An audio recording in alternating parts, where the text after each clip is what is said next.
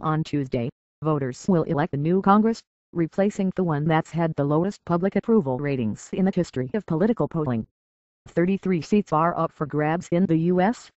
Senate, which used to be known as the world's greatest deliberative body, a place where difficult issues were carefully considered and debated until a consensus or a compromise was reached. Today it's known more for deadlock, dysfunction, and political gamesmanship, the body unwilling or unable to resolve the major issues of the day: jobs, deficits, taxes, and how to allocate $1.2 trillion in automatic budget cuts set to go into effect January 1st. The number of respected senators have thrown up their hands and quit, and others are speaking out against an institution many think is broken. One powerful senator had this advice for the voters.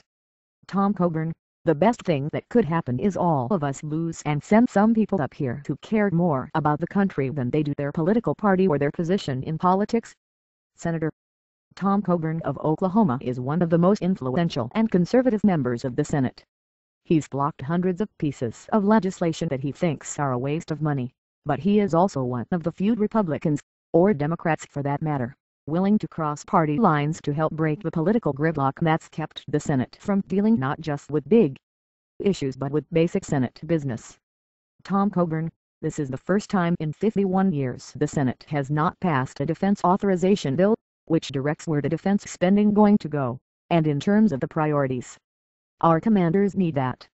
Steve Kroft: "What about a budget?" Tom Coburn: "Same thing. We haven't done that in 4 years. The inaction certainly can't be blamed on a pressing legislative schedule." Take the week of September 10th.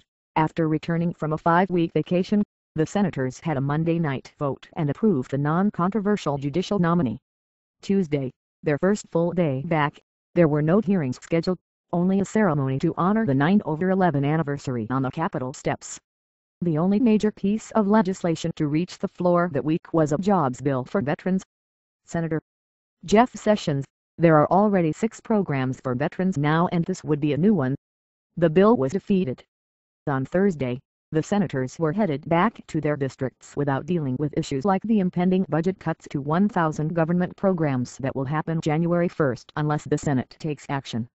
We did notice that they passed a resolution right before adjournment designating a day to raise awareness for elderly people who fall down.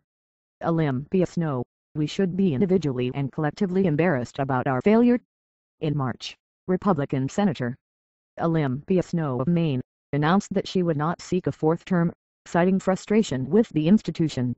She is one of the last in a nearly extinct group of Senate moderates who champion compromise.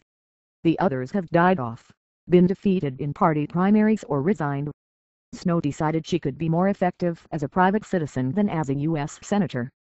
Olympia Snowe: "We weren't solving the big problems. And that's what really stunned me.